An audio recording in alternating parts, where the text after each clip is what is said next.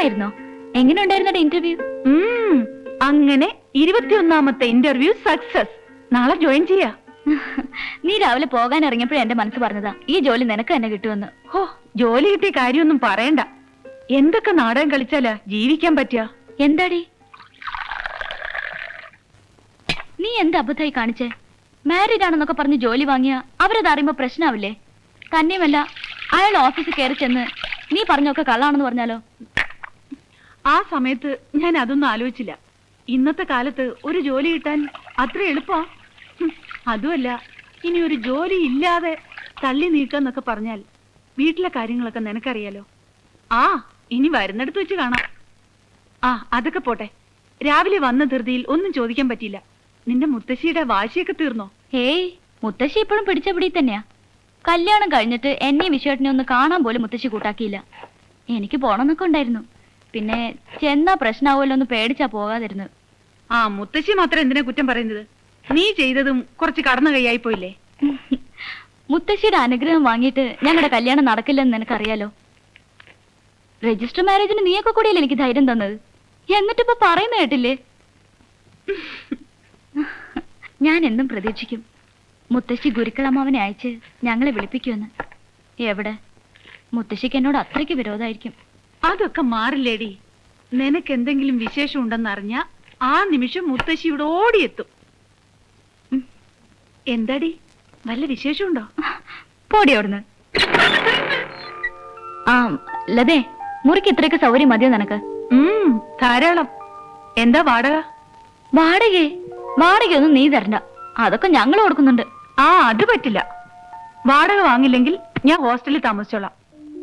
അല്ലെങ്കിൽ തന്നെ ഞാനിവിടെ താമസിച്ച നിങ്ങൾക്കതൊരു അസൗകര്യമായിരിക്കില്ലേ? ഒരസൗകര്യമില്ല.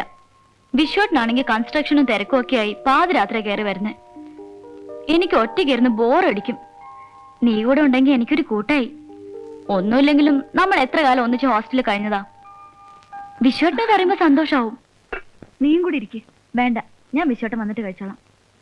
സാധാരണ ഇത്രയും താമസിക്കാറുണ്ടോ? അങ്ങനെയൊന്നുമില്ല, ചില ദിവസങ്ങളിൽ വൈകിയ വരാറ്. വിശ്വ ഇല്ലാത്തപ്പോ നീ ഇവിടെ തനിച്ചാ? അല്ല, അടുത്ത വീട്ടിൽ മീനാക്ഷമ്മയെ വിളിച്ച് കിടത്തും. അതുകൊണ്ടൊക്കെയാ നീ ഇവിടെ തന്നെ താമസിക്കണം നിർബന്ധിച്ച്. ആ, വിശ്വട്ടനായിരിക്കും. ഞാൻ ഇപ്പൊ വരാട്ടോ.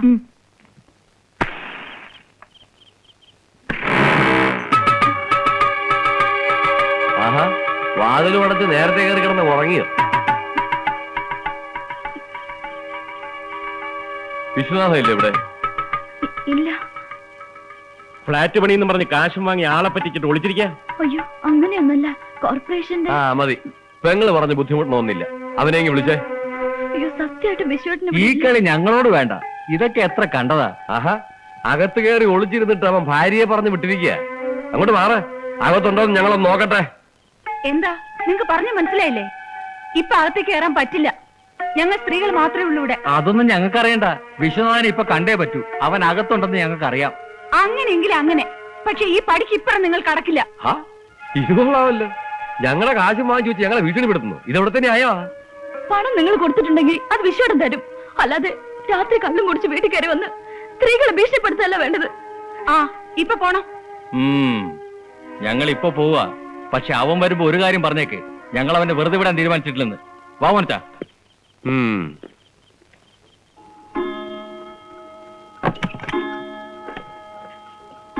എന്തൊക്കെയാടി ഇത്?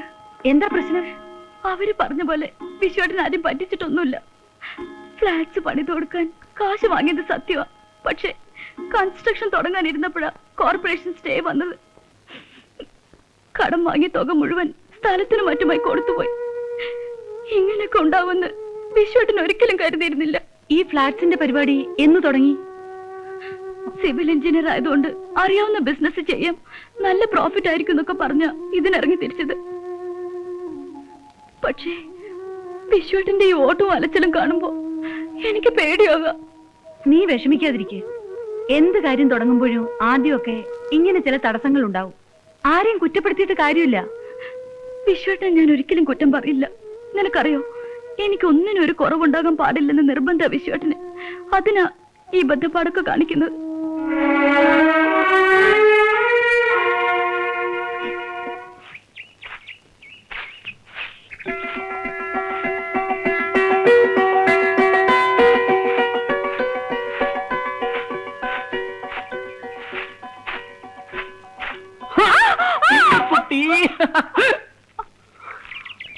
അയ്യോ അത്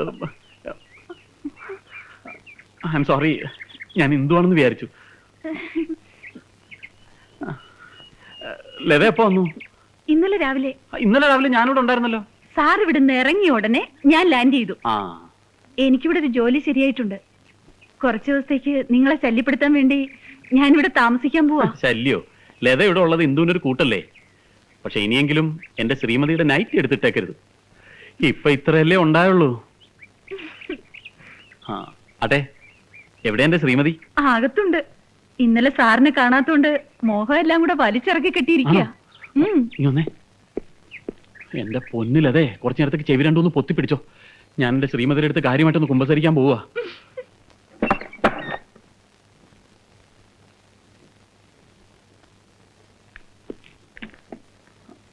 സംഗതി ഇപ്പം ഇന്നലെ വരാൻ പറ്റില്ല എന്നുള്ളത് എന്റെ തെറ്റാ.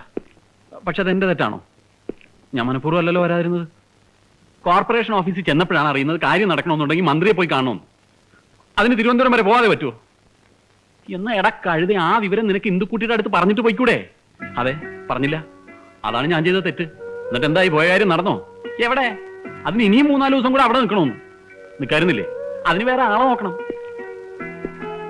എന്റെ ഇന്ദുക്കുട്ടിയെ കാണാതെ ഒരു രാത്രി ഞാൻ കഴിച്ചു കൂട്ടിയ വിവരം എനിക്കും ദൈവത്തിനും മാത്രം. ദൈവത്തിന് എവിടെ നിന്ന് അറിയാനാണ്? എനിക്ക് മാത്രം അറിയാം. മതി മതി, വിശ്വട്ടിന് പുറത്തേക്ക് ഇറങ്ങി കഴിഞ്ഞാ എന്നെ പറ്റി ഒരു ചിന്തയുമില്ല. ഇന്ദു, നീ അത് മാത്രം പറയരുത്. ചിന്തയില്ലാഞ്ഞിട്ടാണോ ഞാൻ ഇത്രയും പെട്ടെന്ന് ഓടിയെത്തിയത്?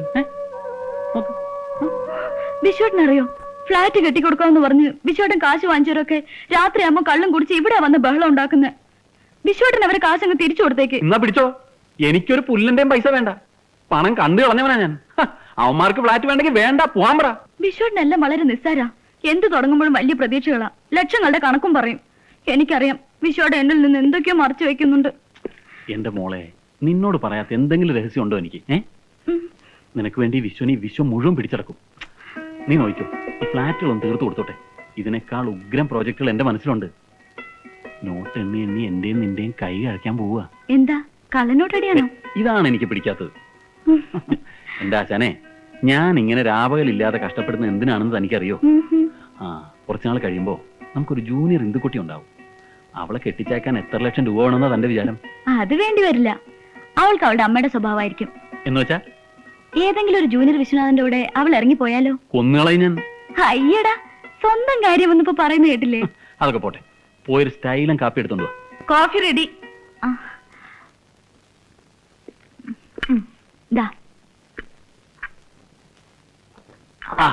ഇതാണ് കൈപ്പുണ്യം എന്ന് പറയുന്നത്. ഇത്രയും നല്ല കാപ്പി എന്റെ ജീവിതത്തിൽ ഞാൻ ഇന്ന് വരെ എന്റെ ഇന്ദുക്കുട്ടി ഉണ്ടാക്കിയേ കഴിച്ചിട്ടുള്ളൂ, അല്ലേ? മതി മതി, ഈ വാചകടിയിലെ പണ്ട് ഞാൻ വീണുപോയത്. വിഘ്നേശ്വര, ഈ തേങ്ങ കല്ലിലല്ല അടിക്കേണ്ടത്, എന്റെ നെഞ്ചത്താ. ഒരു സഡൻ ബ്രേക്ക് കൊണ്ടാ നീ എന്റെ ജീവിതത്തിലേക്ക് കടന്നു വന്നത്. എന്നിട്ട് പല ഫ്രോഡുകൾ കാണിച്ച് എനിക്ക് കിട്ടേണ്ട ജോലി തട്ടിയെടുത്തു. എന്നിട്ട് ഇപ്പോ ഒരു തേങ്ങയടി. എന്തിന്? തടസ്സങ്ങൾ മാറ്റാനോ? തടസ്സങ്ങൾ തുടങ്ങാനിരിക്കുന്നതേ ഉള്ളൂ. കലക്കും, ഞാൻ എല്ലാം കലക്കും.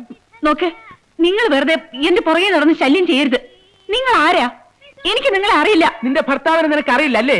ഒഫീഷ്യൽ റെക്കോർഡിൽ ഭർത്താവും പേഴ്സണൽ റെക്കോർഡിൽ അനിയനും. ഇത് എവിടത്തെ ന്യായം? വെറുതെ ഇങ്ങനെ ബഹളം ഉണ്ടാക്കരുത്. എന്റെ സ്വഭാവം നിങ്ങൾക്ക് അറിയില്ല. ഞാൻ വളരെ മോശമായി പെരുമാറുന്നവളാ, പറഞ്ഞേക്കാം. ഓഹോ, ഇതിനേക്കാളും മോശമായിട്ട് നിനക്ക് പെരുമാറാൻ പറ്റോ? അപ്പൊ എന്നെക്കാളും ചീപ്പാണല്ലോ നീ. നീ ചീപ്പാണെങ്കിൽ നിന്നെക്കാളും 10 ഇരട്ടി ചീപ്പാവും ഞാൻ. എന്നെ കാണാം. കാണാം. എന്തായത് ക്ഷേത്രത്തിൽ വരുന്ന പെൺകുട്ടികളെ ശല്യം ചെയ്യുക? അയ്യോ അതെ, പെൺകുട്ടിയല്ല, എന്റെ ഭാര്യ. ഞങ്ങൾക്ക് മുല കൊടുക്കുന്ന ഒരു കുഞ്ഞുള്ളതാ. കുഞ്ഞിന് മുല കൊടുക്കാതെ വന്നതിന്റെ പേരിൽ ഞാൻ വഴക്ക് പറയായിരുന്നു. എനിക്ക് എന്തെങ്കിലും ചെയ്യാൻ പറ്റുമോ? ഇപ്പോഴത്തെ പെണ്ണുങ്ങളല്ലേ ബേബി ഫുഡ് സംസ്കാരം. അതുകൊണ്ട് ഞാൻ പറഞ്ഞു മനസ്സിലാക്കായിരുന്നു. വളരെ ഉപകാരം. വരട്ടെ, കാണാം.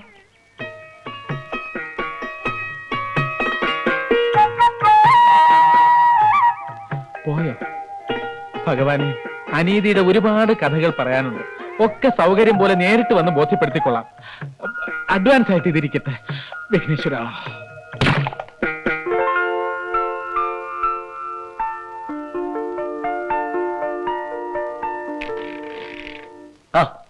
ഇതാരാ?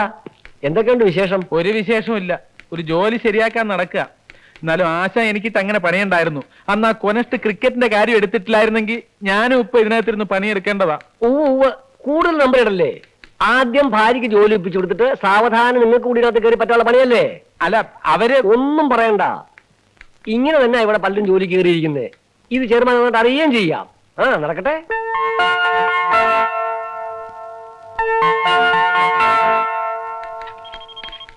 മാഡം ഹസ്ബൻഡ് കാണാൻ വന്നിരിക്കുന്നു. ഏത് ഹസ്ബൻഡ്? ഏത് ഹസ്ബൻഡ് എന്നോ? ഏത് ഹസ്ബൻഡ് എന്നല്ല, എന്റെ ഹസ്ബൻഡോ?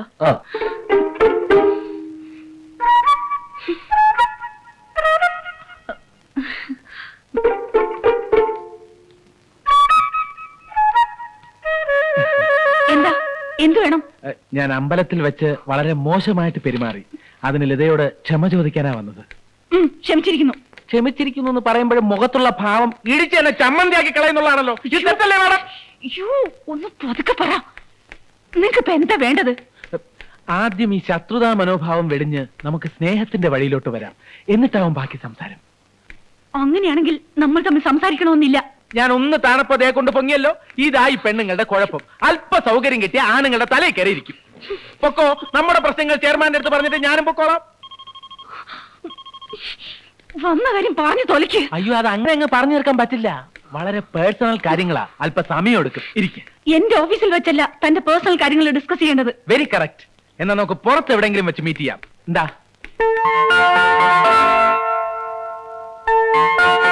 എന്തൊക്കെയാ നിങ്ങൾ ഈ പറയുന്നത്?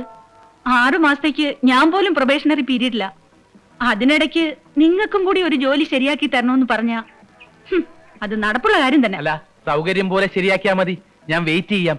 ഏതായാലും നമ്മൾ ഇത്രയും അടുത്തുപോയ സ്ഥിതിക്ക്. ആരടുത്തു? കൂടുതൽ സ്മാർട്ട് ആവാനൊന്നും നോക്കണ്ട. ദേ, ഓഫീസിൽ വെച്ചായതുകൊണ്ട് ഞാനൊന്നും പറഞ്ഞില്ലെന്നേ ഉള്ളൂ. തനിക്ക് വട്ടി വിളിപ്പിക്കാൻ അത്ര പൊട്ടിപ്പണൊന്നുമല്ല ഞാൻ. അതിന് വേറെ ആളെ നോക്കണം. ഈ ലതയുടെ ഓരോ തമാശ എപ്പോഴെങ്ങനെ. ആദ്യം തമാശയൊന്നും വേണ്ട. ജോലി വാങ്ങിച്ചു തരുന്ന കാര്യം ഞാൻ പിന്നീട് നോക്കാം. ഞാൻ പോവാ. അല്ല, കാര്യങ്ങൾക്കൊക്കെ ഒരു തീരുമാനമാകാതെ അങ്ങനെ പോയാലെങ്ങനാ? തീരുമാനോ? അല്ല, എന്റെ ഭാര്യയാണെന്ന് പറഞ്ഞാണല്ലോ ജോലി കയറിയത്. ആണോ എന്നാ ചോദിച്ചത്. അതെ. ഭാരതത്തിൽ നിലവിലുള്ള സാമൂഹ്യ വ്യവസ്ഥ അനുസരിച്ച് ഭാര്യയുടെ ശമ്പളം ഭർത്താവിന് കൂടെ അവകാശപ്പെട്ടതാണ്. ഞാൻ പറയുന്നൊന്നും എതിർക്കാൻ പറ്റാത്തതിന്റെ ദേഷ്യമല്ലേ മുഖത്ത്? നോക്കട്ടെ. നന്നായിട്ടുണ്ട്. സോ ഞാൻ പറഞ്ഞുകൊണ്ട് വന്നത്, എനിക്കൊരു ജോലി ശരിയാക്കി തരുന്നത് വരെ മാഡത്തിന്റെ ശമ്പളത്തിന്റെ 50% എല്ലാ മാസവും കൃത്യമായി എനിക്ക് കിട്ടണം. ഓക്കെ? സാധ്യമല്ല. നാണല്ലോ തനിക്ക് ഇങ്ങനെയൊക്കെ ചോദിക്കാൻ. ബേസിക്കലി മൊത്തത്തില് എല്ലാ കാര്യത്തിലും അല്പം നാണക്കുറവുള്ള പാർട്ടിയാ ഞാൻ. ഇത് അതുകൊണ്ടൊന്നുമല്ല, വേറെ വഴിയില്ലാഞ്ഞിട്ടാ. ശരി, 50% ഞാൻ തന്നില്ലെങ്കിൽ? അങ്ങനെ ഒരു പ്രശ്നം ഉണ്ടായില്ലെന്ന് എനിക്കറിയാം. മാഡത്തിനൊരു ജോലി അത്രയും അത്യാവശ്യമല്ലായിരുന്നെങ്കിൽ ഇതുപോലൊരു കള്ളം പറയുമായിരുന്നു. ഓ ഈശ്വരാ, എന്റെ കഷ്ടകാലത്തിനാ ഇങ്ങനെ ഒരു കള്ളം പറയാൻ എനിക്ക് തോന്നിയത്. അതിന് ഇത്രയും വില കൊടുക്കേണ്ടി വരുമെന്ന് സ്വപ്നത്തിൽ പ്രതീക്ഷിച്ചില്ല അല്ലേ? എല്ലാം നല്ലതിനാണെന്ന് കരുതിയാൽ മതി. അല്ല മാഡം, ഇനി എമൗണ്ടിന്റെ കാര്യത്തിലാണ് തർക്കമെങ്കിൽ ഈ പകുതി എന്നുള്ളത് 3-1 എനിക്ക് വിരോധമില്ല. എന്തു പറയുന്നു? നാശം പിടിക്കാൻ. സമ്മതിച്ചു. എന്നാ കൈ തന്നെ. എന്തിന്? കയ്യിലടിച്ച് സത്യം ചെയ്യാൻ. ദേഹത്ത് തൊട്ടുള്ള സത്യം ഒന്നും വേണ്ട. ഞാൻ പറഞ്ഞതാ. ഒരു മിനിറ്റ് നിന്നെ. ഒരു ചെറിയ ബില്ല് കൂടെ കൊടുക്കാനുണ്ടായിരുന്നു. ഒരു നാരങ്ങ വെള്ളം, ഒരു പ്ലേറ്റ് ബജ്ജി.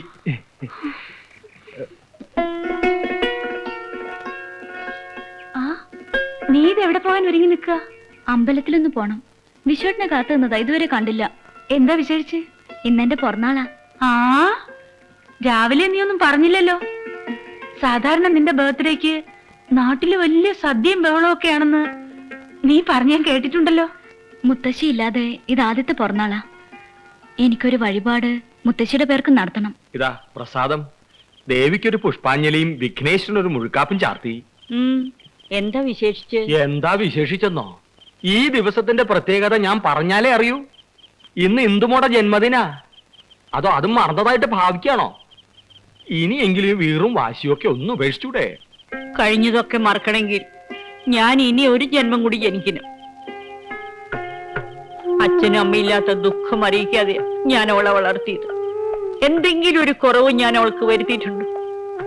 നാട്ടിലെ പഠിപ്പ് പോരാന്ന് പറഞ്ഞ് വാശി പിടിച്ചപ്പോ എനിക്ക് ഇഷ്ടമില്ലാഞ്ഞിട്ട് പോലും പട്ടണത്തിലെ കോളേജിലേക്ക് ഞാൻ അവളെ അയച്ചില്ലേ. എന്നിട്ട് ഒടുവിൽ തറവാടിന്റെ അന്തസ്സും ആഭിജാത്യം കളയാനായി ഒരു താഴ്ന്ന ജാതിക്കാരനെ അവൾക്ക് ഭർത്താവായി കിട്ടിയുള്ളൂ. സമ്മതിച്ചു. നടന്നതൊക്കെ നടക്കാൻ പാടില്ലാത്ത തന്നെയാ എന്ന് കരുതി ഈ തറവാട്ടിലെ അവസാനത്തെ കണ്ണിയെ വേണ്ട, ഗുരുക്കൾ ഒന്നും പറയണ്ട. എനിക്ക് ഇങ്ങനെ ഒരു പേരക്കുട്ടി ഉണ്ടായിട്ടില്ലെന്നേ ഞാനിപ്പോ കരുതുന്നുള്ളൂ. എന്നോടത് പറയുമ്പോഴും ആ മനസ്സിൽ എന്താണെന്ന് എനിക്ക് നന്നായിട്ട് അറിയാം. കുറെ കാലായില്ലേ ഇവിടെ. കാലത്തിന് മാത്രമേ ഇതൊക്കെ നേരെയാക്കാൻ പറ്റുള്ളൂ. നമ്മൾ ആഗ്രഹിച്ചുകൊണ്ട് മാത്രം ആയില്ലല്ലോ. പാടത്തൊന്ന് പണിക്കാരൊക്കെ വരാൻ സമയമായി. ഞാൻ അവർക്ക് കൂലി കൊടുത്ത് പറഞ്ഞു വിടട്ടെ.